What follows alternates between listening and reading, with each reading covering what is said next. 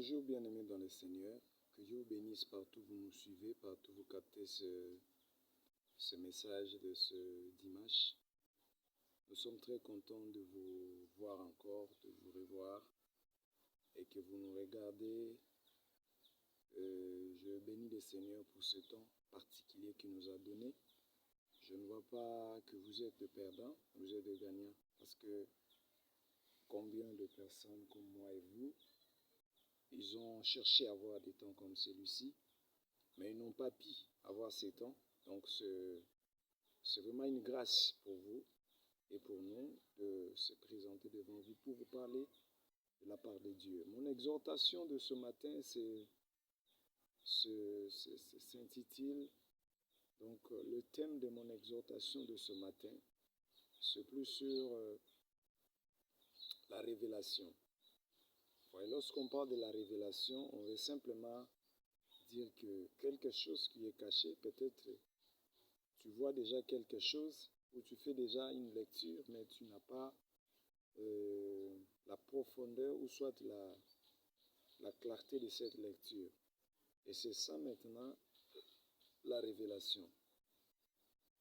Et la Bible le précise dans Proverbe 29, verset 18.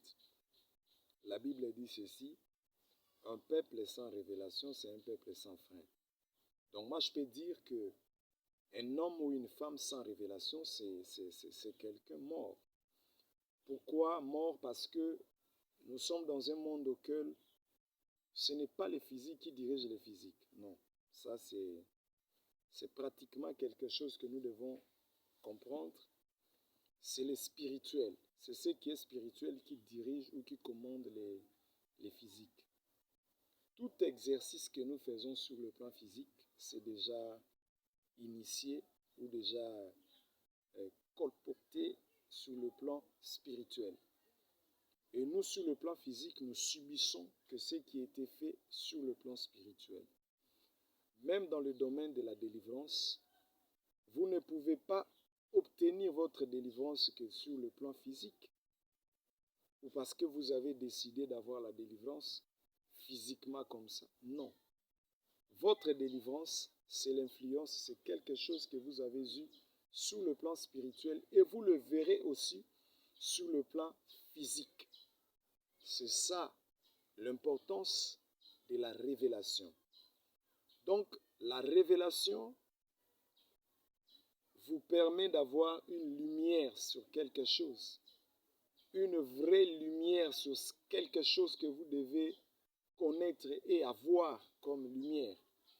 Vous voyez, donc c'est très important, et lorsque la Bible dit, c'est par rapport à ce que nous vivons. Écoutez, permettez-moi de nous donner quelque chose comme exemple dans la Bible. Lorsque la Bible parle de choses intimes, de propriété, donc toutes ces choses-là que la Bible parle aujourd'hui, peut-être, on pense que le médecin ou ceux qui ont fait les sciences médicinales, ce sont des gens qui ont fabriqué ces choses, alors que ce n'est pas ça. C'est la parole de Dieu, c'est la pratique de la parole de Dieu que nous connaissons dans la science. Parce que la science en soi, c'est une partie de la parole de Dieu. C'est ce que la parole de Dieu nous donne comme lumière. Vous allez voir dans tous les livres, dans tous les ouvrages de ce monde, vous allez toujours comprendre qu'il y a toujours des choses qu'on a tirées dans la parole de Dieu, des choses qu'on a tirées dans l'écriture, dans ce que Dieu a dit, dans ce que Dieu a parlé, dans ce que Dieu a donné comme message au monde ou à son peuple. Et vous allez voir dans tous les ouvrages, on a toujours tiré quelque chose dans la parole de Dieu. On a toujours tiré quelque chose dans les Écritures, le marceau du Saint-Esprit, de l'Esprit de Dieu. Parce que lorsqu'on parle de la parole de Dieu, lorsqu'on parle de les Écritures, l'Écriture, on parle de ce que l'Esprit de Dieu a donné de l'inspiration. Parce que quand on parle aussi de la révélation, c'est l'inspiration, c'est quelque chose qui n'est pas vu sur le plan physique, mais quelque chose qui est d'office communiqué dans l'esprit de l'homme. Donc voilà pourquoi la révélation n'est pas totalement saisie dans l'être physique ou dans l'humanité. Donc la révélation est plus captée dans l'esprit. La révélation est captée dans le monde de l'esprit. C'est l'esprit qui capte la révélation. C'est l'esprit qui saisit l'inspiration, qui saisit la pensée de l'esprit. Parce que la révélation, c'est le monde des esprits. Une révélation ne vient pas dans le monde physique. Non, c'est faux. Parce que le monde physique a toujours tendance à comprendre ce qui est matérialisé, ce qui est vu, ce qu'on peut toucher, ce qu'on peut palper. Or, le monde de la révélation, ce n'est pas le monde du palpage, le monde qu'on palpe, le monde qu'on touche, non. Le monde de la révélation, c'est le monde de ce qui est esprit. Pour que tu saisisses la révélation, même d'un homme, même de phrases de quelqu'un, c'est lorsque tu es plus dans le spirituel que tu peux saisir la révélation. Et au jour d'aujourd'hui, je vois les gens sont plus campés sur le religieux, sur la religion. Or, je veux que nous puissions comprendre quelque chose dans ce point-là. Donc, la religion ou les religieux, c'est l'intelligence de l'homme qui fabrique des choses. Ça, il faut bien le comprendre. L'homme a reçu la révélation, mais il crée son système doctrinal de lui. Alors cela fait naître des religions, fait naître la religion, donc des religieux. Toutes ces choses-là, c'est des pratiques de l'intelligence humaine. Ça n'a rien à voir avec la révélation. Et voilà pourquoi tout ce qui devient religieux, tout ce qui devient religion, donc si je peux le dire comme ça, c'est un peu quelque chose qui empêche la révélation de pénétrer le monde des humains par les spirituels. Vous voyez donc, et voilà, même dans ce monde, nous avons de grands esprits et de petits esprits. Pourquoi je parlais ça? Il y a des esprits qui captent facilement la révélation de Dieu. Il y a aussi des esprits qui ne captent pas facilement, mais il faut qu'on les introduise aussi. Alors, dans un autre langage, on dit qu'on les intronise, qu'il y ait l'intronisation. Et c'est comme ça qu'ils peuvent facilement capter l'inspiration ou la pensée spirituelle. Lorsqu'on parle de la révélation, on parle de ce qui est spiritualisme, donc la spiritualité. La spiritualité, c'est la révélation. La religion, c'est l'intelligence, la science, vous voyez, des choses qui est centrée sur l'intelligence, qui est centrée sur la connaissance humaine, une connaissance illimitée. Or, la révélation, c'est la connaissance divine. La révélation, c'est la connaissance cachée de Dieu qui se dévoile pour que les gens avancent avec Dieu. Mais l'intelligence humaine, c'est la connaissance humaine dans toutes ses formes et dans toutes ces espaces qui peut s'élargir.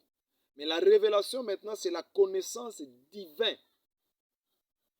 Lorsque ça sort, c'est pour donner la vie. Ça donne la vie. La révélation, c'est la connaissance divine.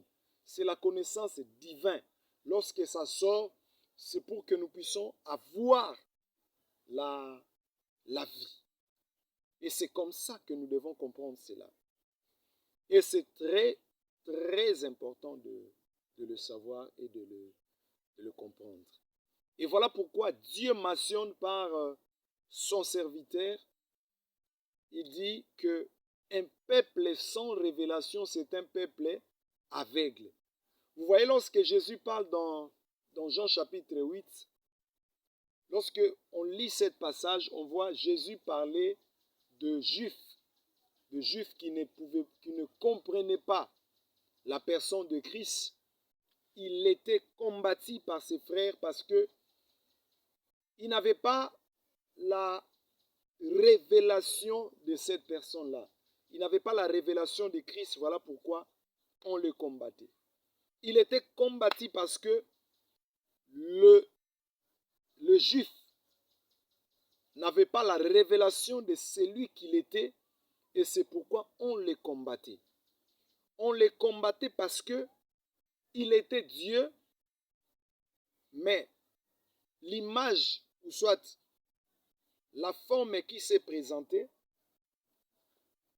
il s'est présenté dans une forme d'homme, comme homme, pas comme Dieu. Et cela faisait qu'en sorte que les gens ne voient pas sa divinité, et ne comprennent pas qu'il était Dieu, et c'est comme ça que les gens ne croyaient pas à son message. Donc c'était cette manque de révélation. Alors que, avant que le Christ vienne, le serviteur de Dieu annonçait déjà qu'un peuple sans révélation, c'est un peuple aveugle. Et c'est le cas, je vois aussi avec notre peuple, l'Afrique. Ça me fait très mal. Ça me fait très mal comment l'Afrique ne peut pas comprendre son histoire. L'Afrique, l'Africain, je parle de l'Afrique noire. Je ne parle pas de ces blancs-là infiltrés. On les a menés en Afrique noire, comme en Égypte, au Maroc, Algérie, et puis d'autres pays, Maghreb là, Tunisie, Libye. Donc, c'est malgré bien là. Ceux qui sont là, ce ne sont pas le vrai Africain qui étaient là au début. Ce sont les Blancs qui sont venus. Il y a des Français en Algérie, il y a des Espagnols au Libye, il y a des Allemands, donc il y a des Allemands en Égypte, il y a des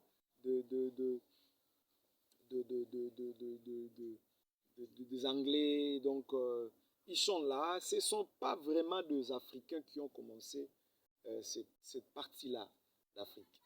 Mais le plus grand problème de ce que je vais parler de la révélation, ce qui me fait très mal, c'est que où allons-nous, nous Africains, surtout nous l'Afrique noire? Pourquoi nous ne sommes pas capables de se défendre nous-mêmes? Pourquoi nous ne sommes pas capables d'influencer d'autres parties du monde? Ceux qui ont corrompu leur vie par l'influence de Lucifer, ils ont corrompu leur vie par l'influence du mensonge, du monde de ténèbres. Mais comment ces mêmes personnes peuvent encore venir nous influencer? Au point que nous commençons à ignorer notre propre identité. Un célèbre président africain disait, rentrons à l'authenticité. Quand il parle de l'authenticité, il voulait simplement dire, donc, rentrons à notre propre système donc, dans d'autres termes, qui n'est pas aussi bien compris à l'Église, on va dire, faisons notre propre coutume. Coutume ne veut pas dire diabolique. Coutume ne veut pas dire satanisme. Cela veut dire, faisons des choses de notre manière. Faisons des choses de notre manière. Ne faisons pas des choses de manière de blancs, de manière des Européens, de manière des Américains, de manière des Asiatiques, de manière des Océaniens. Non, je ne sais pas. Non. Faisons des choses de notre manière. Nous avons notre coutume, nous avons notre façon de voir les choses. Quand il y a des choses qui bardent là-bas en Europe, ils nous imposent à vivre les mêmes choses qu'eux, ils vivent. Non, nous ne sommes pas eux. Moi, je suis africain. Je suis fier de ma race, fier d'être africain. Je me contente de ma race de peau. Je ne suis pas flatté à devenir un Français. ou devenir un Américain. Non. Je me contente d'être africain. Je suis trop fier même d'être africain. Et une interpellation pour les autorités africaines. Ça me fait très mal de constater les autorités africaines. Nous sommes trop faibles, trop faibles. Nous ne savons pas nous défendre nous-mêmes. Pourquoi? Alors nous avons tout. Lorsque je regarde un pays comme le nôtre, la DRC, le Congo, République démocratique du Congo, nous avons presque tout.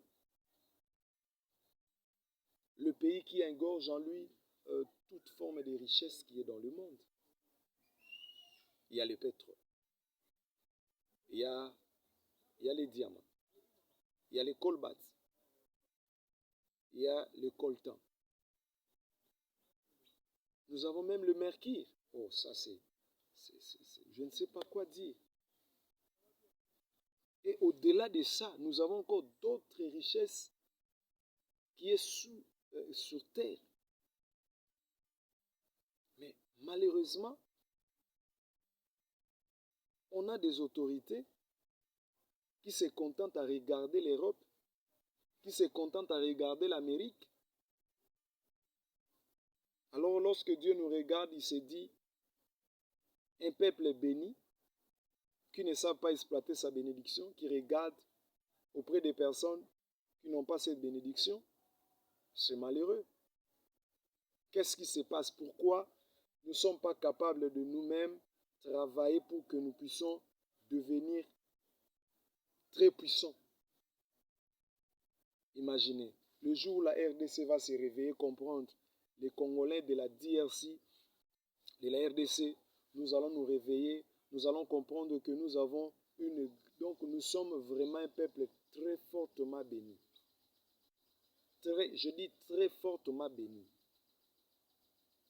Très fortement béni. Notre sol est béni.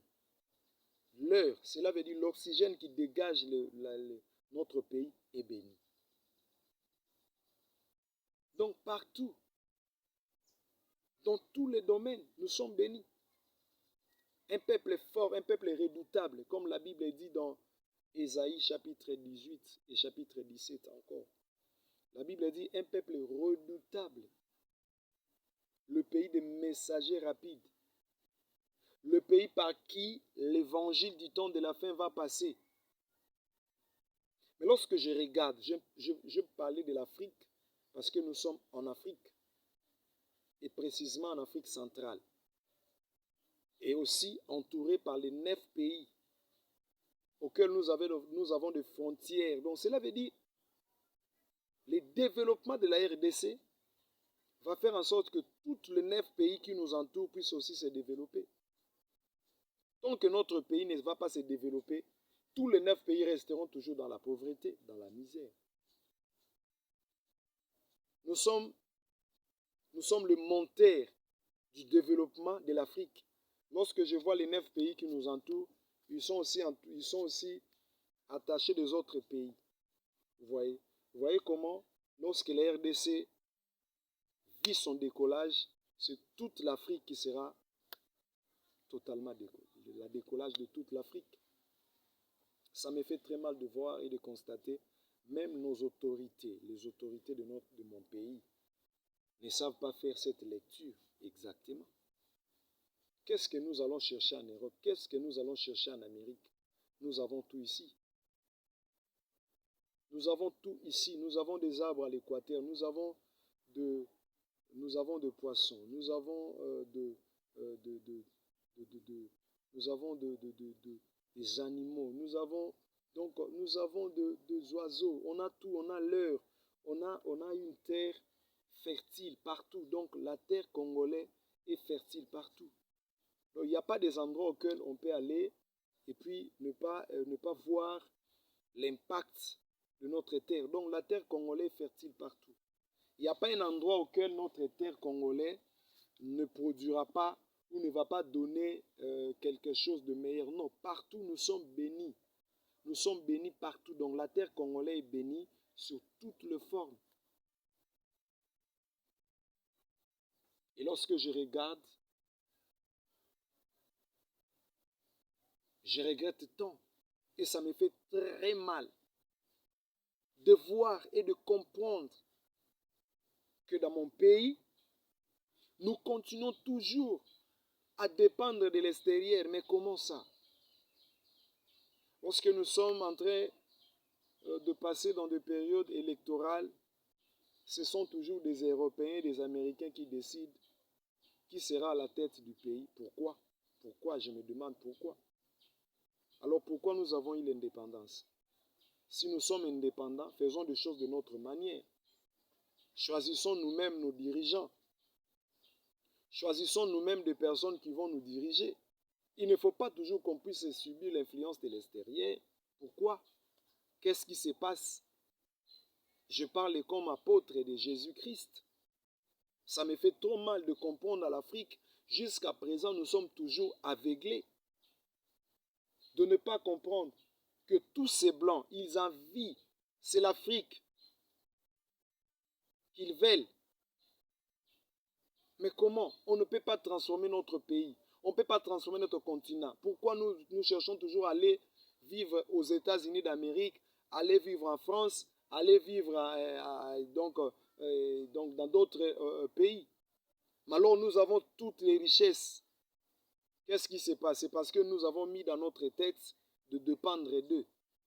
Chercher à dépendre que des Européens, chercher de dépendre que des Américains, c'est ce qui nous bloque, c'est ce qui fait que nous ne puissions pas avancer. Nous allons avancer les jours où nous allons prendre nous-mêmes conscience. Nous allons être conscients, notre conscience. Nous allons nous dire à nous-mêmes, dans notre pensée, que nous sommes intelligents, nous sommes sages, et nous avons la bénédiction que Dieu nous a donnée. Nous pouvons décoller. Ça peut décoller. Tant qu'on n'aura pas ça dans notre pensée, ce sont toujours les étrangers, ce sont toujours les Européens qui vont commencer à nous diriger. Alors ce n'est pas ça ce que Dieu a prévu. Ce n'est pas ça la pensée de Dieu. La Bible dit un peuple sans révélation, c'est un peuple aveugle. D'où vient l'aveuglement? C'est lorsque nous-mêmes, nous acceptons d'être, de courir de ces gens-là, de dépendre que d'eux, de faire ce qu'eux nous demandent. Non, c'est faux. Imaginez, lorsqu'ils ont donné des prophéties, qu'il y aura l'hécatombe, qu'il y aura des choses bizarres qui vont se passer en Afrique par rapport au Covid-19. Coronavirus va tuer plus en Afrique qu'en Europe, qu'aux États-Unis d'Amérique, qu'en Asie. Mais c'est le contraire. Mais pourquoi nos autorités, lorsqu'on voit de telles choses, on ne peut pas s'en saisir et comprendre que l'Afrique, nous avons un Dieu. Et le Dieu de l'Afrique, c'est le Dieu de la Bible. Le blanc, ils ont changé l'histoire. Cela veut dire ils ont fait le trichement de l'histoire. Ils ont fait en sorte que nous puissions voir comme si ce sont le frère de Jésus, le blanc. Alors c'est faux. C'est nous, le vrai détenteur de l'histoire, de la Bible. Quand on parle des juifs de la Bible, ce sont des noirs. Ce ne sont pas des blancs. Ce sont des noirs. En lisant la Bible, on va bien comprendre. Parce que ça m'étonne beaucoup. Quel niveau de l'ignorance que nous avons. Quel niveau de l'aveuglement. Nous sommes aveuglés par... Qu'est-ce qui nous aveugle? C'est la race ou notre race? Nous nous sous-estimons nous-mêmes. Cela veut dire on est incapable de croire en nous et on croit aux autres. Le malade de l'Afrique, la maladie qui tue les Africains, c'est ça. On croit que les Blancs, ils sont supérieurs à nous. C'est faux. Au contraire, je peux dire l'Africain est plus supérieur que le Blanc. Et c'est comme ça les Blancs utilisent les côtés négatifs pour neutraliser les Africains, nous empêcher à croire à notre grandeur, nous empêcher à croire à ce que nous avons comme de grands potentiels qui se cachent en nous. Africains, réveillez-vous. Noirs, réveillez-vous. Je viens vous motiver, vous dire que non, nous sommes capables à faire des choses extraordinaires. Lorsque tu vas aller dans l'histoire, tu vas voir de grandes inventions qui ont été faites dans le monde. Ce sont des Africains qui ont fait ça. Ce ne sont pas des Blancs. Ils sont venus même acheter de Noirs pour que ce même Noir, qui étaient des savants, ils sont allés là-bas, ils les ont exploités. Alors nous-mêmes Africains, nous sommes dans l'ignorance. Nous continuons à croire à ce que les Blancs nous disent. Alors ils nous mentent. La Bible dit, un peuple sans révélation, c'est un peuple aveugle. Et on va voir que le Blanc, il nous impose des aveugles qui vont nous diriger. Parce que je ne vois pas un président éclairé dans sa vision, éclairé dans ce qu'il fait. Il peut continuer à dépendre de ces Blancs-là. Je ne suis pas raciste. Comprenez ce que je dis. Je ne nous enseigne pas des choses pour que nous devenions ennemis des uns des autres. Non, il faut une séparation de race. Non, je vais simplement nous dire, étant qu'Africains, et l'Afrique noire, je ne parle pas des Blancs là, infiltrés, parce que je ne crois pas. Ce sont des Français, des Allemands, des Espagnols, et puis des Anglais qui sont venus s'infiltrer en Afrique. Ce ne sont pas des vrais Africains qui ont commencé ces terres-là. Parce que lorsque tu lis, lorsque tu fais des investigations sur l'histoire, tu vas voir que l'Égypte, le premier pharaon, c'était noir. Et qu'est-ce qui se faisait? C'est là maintenant que je prends la doctrine et l'enseignement sur le juif noir. Les juifs n'étaient pas des blancs. Ce ne sont pas ceux qui sont là à Jérusalem aujourd'hui, sont des juifs. Non, le juif c'est nous les noirs. C'est nous les noirs. Le vrai juif, le vrai frère de Jésus-Christ, le vrai frère de Moïse, le vrai frère de Paul. Ce ne sont pas ça, ce ne sont pas ces incirconcis-là qui sont venus vivre là en Israël. Ce sont les faux juifs. C'était pour changer l'histoire, c'était pour faire en sorte que nous ne puissions pas comprendre l'histoire. Alors la vraie histoire, qu'est-ce qui se faisait, comprenez ce que je dis, qu'est-ce qui se faisait que les Égyptiens anciens, il y avait confusion entre les Égyptiens et les Juifs. Pourquoi? Parce qu'ils étaient tous noirs. On ne pouvait pas les séparer, on ne pouvait pas comprendre celui-ci c'est un Juif, celui-ci c'est un Égyptien. Non. Ils étaient tous dans une même race. Dans de prochaines prédications, nous allons montrer des images de premiers Juifs et l'image des Égyptiens, de Noirs. De Noirs. Moi, je ne parle pas de messages de gens de ceux qui se disent les églises de Noirs. Non, je ne suis pas là. Il ne faut pas se tromper, il ne faut pas confondre ce que nous sommes en train de dire. Mais je dis simplement que nous avons compris la révélation de la Bible, que beaucoup nous avons oublié, auquel nous devons comprendre que c'est très important. Et c'est vraiment important de le comprendre.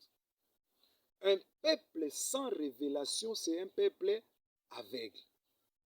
Donc, tant qu'on n'aura pas la révélation de notre propre histoire, la vraie histoire de l'Afrique noire, je parle de noirs, parce que quand on parle de l'Afrique, on voit les noirs, on ne voit pas les blancs là, les faux blancs là, le blanc là qui sont venus tricher l'histoire. Cela veut dire faire le mascarade de l'histoire. Cela veut dire empêcher qu'on comprenne la révélation. Or, c'est la parole de Dieu qui nous enseigne la vraie vérité et la vraie version de la vérité de de la clarté sur le noir. Nous, Noirs, nous sommes un peuple béni de Dieu. Eux, la première race que Dieu a créée, c'est nous, le Noir. Donc nous sommes créés à l'image de Dieu. Nous sommes la race égale du Créateur. Et voilà pourquoi le coronavirus peut tout détruire, peut toucher toutes les races, mais pas les Noirs. Vous allez voir que cette menace a tellement menacé que les Européens, les Américains, mais pas les Noirs, le vrai Noir que nous sommes, les vrais Africains. Mais quelque chose qui me fait tellement mal, que je ne le supporte pas, je vois nos dirigeants mentir alors qu'il fallait... C'est vraiment le moment important de dire aux Blancs que nous avons notre Dieu qui nous défend. Nous avons un Dieu vrai et le vrai Dieu. Le Dieu de la Bible, c'est le nôtre. Ce n'est pas le leur, c'est le nôtre. Le leur parce que c'est le Dieu de tout le monde. Yeshua Mashiach, c'est le nôtre, c'est notre frère. Alors je me vois, ça me fait très mal de voir que nos autorités, nos dirigeants, ils mentent. Ils mentent. Et quand vous mentez, quand vous commencez à dire des choses qui ne sont pas vraies, donc vous voulez nous dire que Dieu n'agit pas en Afrique? Alors c'était le moment de dire aux Blancs, et que les Blancs aussi comprennent, déformer l'histoire. Un jour, l'histoire lui-même va donner sa vraie version de fait. C'est ce qui se passe. Auparavant, on nous montrait que l'Africain, c'est un homme faible, c'est un homme qui n'est pas intelligent, c'est un homme... Il y avait toutes ces formes des explications, des enseignements par-ci, par-là. Mais au jour d'aujourd'hui, je comprends que l'Africain, l'Afrique noire, l'Africain, c'est vraiment la race qui incarne Dieu. Donc l'incarnation de Dieu, c'est l'Afrique noire, c'est le noir. Ce n'est pas les blancs. Les blancs sont l'incarnation de nous, Africains. Entrons seulement dans la médecine. Vous allez voir que il n'y a pas une race qui peut donner naissance aux autres races si ce n'est pas que le noir. Donc, race source, peau source de toute le peau, c'est le noir. Un noir peut donner naissance à un blanc. Un noir peut donner naissance à un jaune. Un noir peut donner naissance à un rouge. Un noir peut donner naissance à n'importe quelle race du monde.